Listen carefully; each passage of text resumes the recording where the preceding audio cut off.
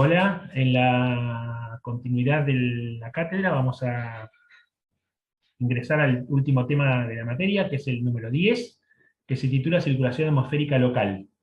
En esta primera parte vamos a ver las generalidades de los climas locales. Para empezar el tema vamos a retomar las escalas del estudio del tiempo en clima y el clima que veníamos viendo en el resto de la materia. Si tienen presente, arrancamos por el clima zonal, y vimos que su diferenciación estaba dada a partir de la circulación planetaria, digamos, los procesos que le daban origen a ese clima zonal correspondían a la circulación planetaria. Eso fue en el tema 5. Luego en el tema 6 vimos el clima regional y vimos cómo eran los factores geográficos los que gobernaban los procesos que permitían la diferenciación y el estudio de los climas regionales. Y ahora en este tema 10 vamos a llegar a los climas locales,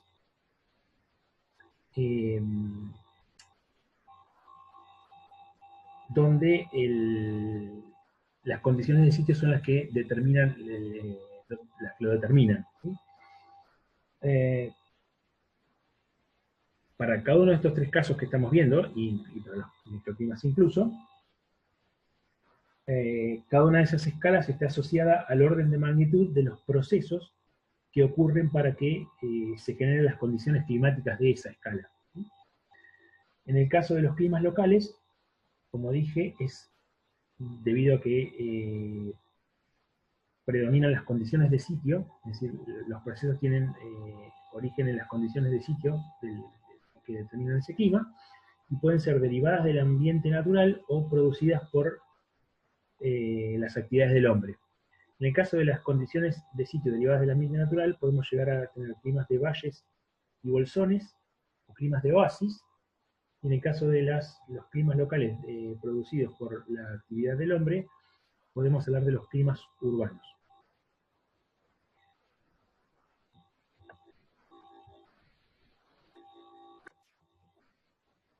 Los climas locales entonces constituyen una de las unidades más pequeñas en las escalas de los estudios climáticos, como vimos en la diapositiva anterior, junto a los microclimas.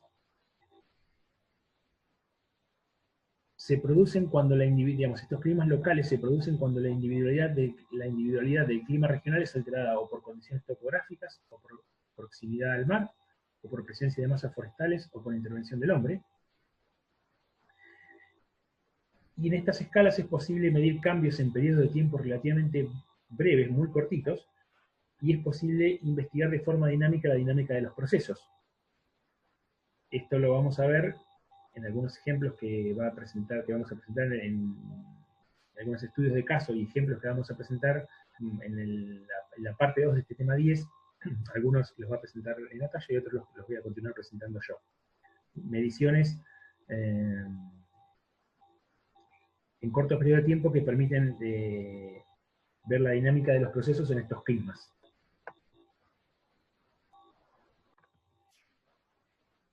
Cada medio, sea los referidos a los derivados del ambiente natural o aquellos producidos por la actividad del hombre, modifica en mayor o menor grado las condiciones locales de una delgada capa de la atmósfera. Acuérdense que en el tema 4 vimos todas las capas de la atmósfera. Entonces, los climas locales, sean de uno de los dos tipos mencionados, van a modificar las condiciones de una delgada capa dentro de la capa base de la troposfera. Estamos en la parte más próxima a la Tierra, ¿sí? La parte de la atmósfera que está más en contacto con la Tierra, la capa base dentro de la troposfera. Y en esas subdivisiones dentro de la capa base va a profundizar un poco Natalia en las próximas diapositivas.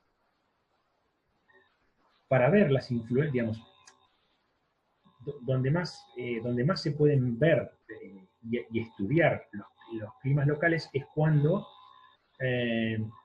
dominan las condiciones locales por sobre las condiciones regionales, ¿sí? Si bien están siempre presentes las dos, las condiciones, los procesos a escala local que influyen en el clima y los procesos a escala regional que influyen en el clima, cuando domina la escala regional no podemos percibir y por tanto no podemos estudiar el clima a escala local, y cuando la influencia de las condiciones, de los procesos que condicionan el clima regional son menores, en esos periodos de tiempo que suelen ser relativamente cortos, podemos estudiar propiamente las condiciones, al menos en las latitudes en las cuales estamos, podemos estudiar bien los procesos, los procesos que a escala local condicionan el clima local, ¿sí? En esta diapositiva podemos ver un esquema muy interesante de Oak. Oak es uno de los autores clásicos que trabaja con clima urbano. Este libro es un tanto antiguo, no deja de ser un clásico. De nuevo, en las próximas diapositivas van a ver con Natalia algunos productos de este mismo autor de publicaciones más recientes.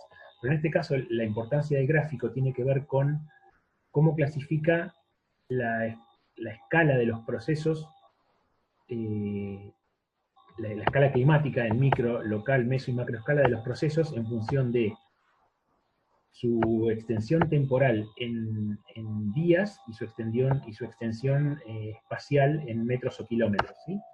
Entonces, podemos ver que para hablar del clima local, en primera instancia, hay una superposición, lo que hablábamos hoy, hay lo que les hacía referencia en la diapositiva anterior, digamos, hay una superposición de procesos en las distintas escalas, entre la transición de una escala a otra, se puede ver claramente que los procesos,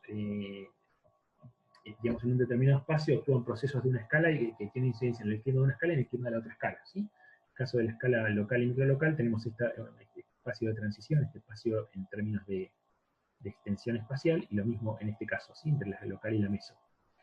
Pero puntualmente la local, que es la que nos está interesando, la que nos interesa en este capítulo, en términos de extensión espacial de los procesos derivados que derivan en climas locales, dice que van de los 10 elevado al cuadrado metros, o sea, desde los 100 metros aproximadamente, estaríamos por acá, hasta los 50 kilómetros, que estaríamos antes de, acá estaríamos en 100 kilómetros, y acá estaríamos aproximadamente en los 50 kilómetros. Si tenemos 10 a la cuarta en metros, son 10.000 metros, que son 10 kilómetros, por 5 son 50 kilómetros. Acá estamos en 100 kilómetros, o sea que aproximadamente entre este rango espacial, entre los, dijimos, 100 metros y los 50 kilómetros, es la manifestación espacial de los procesos que derivan en climas locales, ¿sí?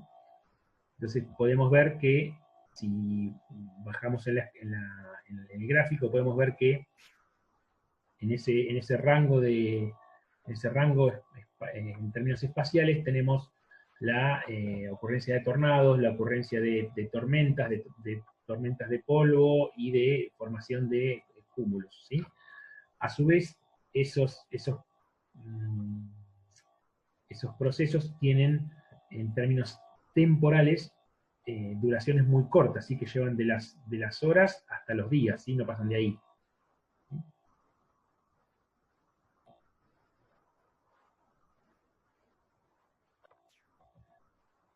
Bien, ¿y dónde podemos encontrar estos climas locales?